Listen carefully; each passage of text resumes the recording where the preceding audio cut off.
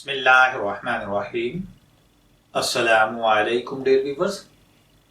इज़दवाजी जिंदगी के मसाइल पर मबनी आपका favourite channel marital life problem से आपकी खिदमत में हाजिर हैं।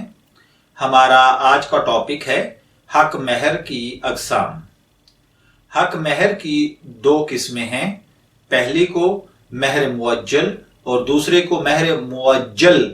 ये अल्फाज चूंकि सिर्फ निकाह की मजलिस ही में सुनाई देते हैं, इसलिए बहुत से लोग इनका मतलब नहीं समझते।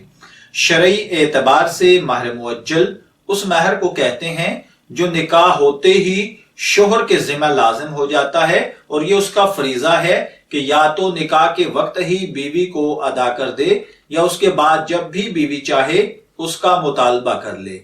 क्योंकि मुआशरे में खवातीन आमतौर से मुतालबा नहीं करती, इससे ये नहीं समझना चाहिए कि इसकी अदायगी हमारे लिए जरूरी नहीं, बल्कि शोहर का ये फर्ज है कि वो औरत के मुतालबे का इंतजार किए बगैर जिस कदर जल्द मुमकिन हो इस फर्ज से सुबकदोश हो जाए। महर मुअज्जल इस महर को कहा जाता है जिसकी अदायगी के लिए फरीकैन ने आइंदा की कोई तारीख मुतय्यन कर ली हो।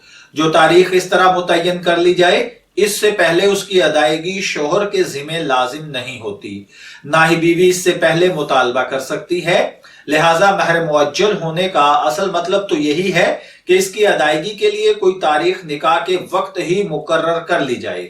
लेकिन हमारे मुआशरे में आमतौर से कोई तारीख मुकर्रर किए बगैर सिर्फ ये कह दिया जाता है कि इतना महर मुअज्जल है, और हमारे मुआशरे के रिवाज के मुताबिक इसका मतलब ये समझा जाता है कि महर की ये मिकदार उस वक्त वाजिबुल अदा होगी जब निकाह खत्म होगा। क्योंकि अगर तलाक हो जाए या मियां बीवी में किसी का इंतकाल हो जाए तब उसकी अदायगी लाजमी समझी जाती है। एक और नुक्ता ये काबिल जिक्र है कि हमारे मुआशरे में शोहर की तरफ से दुल्हन को जो जेवर पहनाया जाते हैं उसका बजाते खुद महर से कोई ताल्लुक नहीं होता। हमारे मुआशरे के रिवाज के मुताबिक ये जेवर दुल्हन की मलकियत नहीं होता, बल्कि आर्जी इस्तेमाल के लिए दिया जाता है। चुनाचे बीवी इसे शोहर की इजाजत के बगैर न फरोख्त कर सकती है, न किसी को तोहफे में दे सकती है, न किसी और काम में लगा सकती है।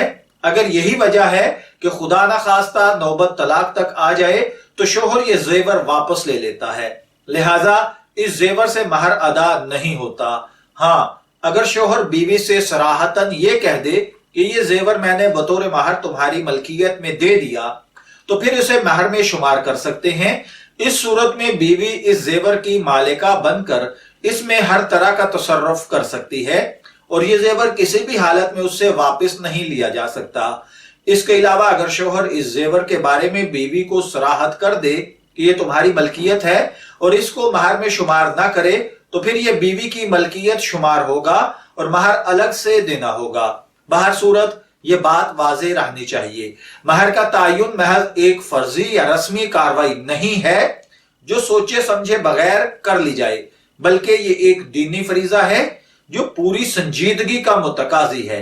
ये एक मुआमले की बात है, शरन इसके तमाम पहलू साफ और वाज़ेह होने चाहिए और इसके मुआमले के मुताबिक अदायगी की फिक्र करनी चाहिए।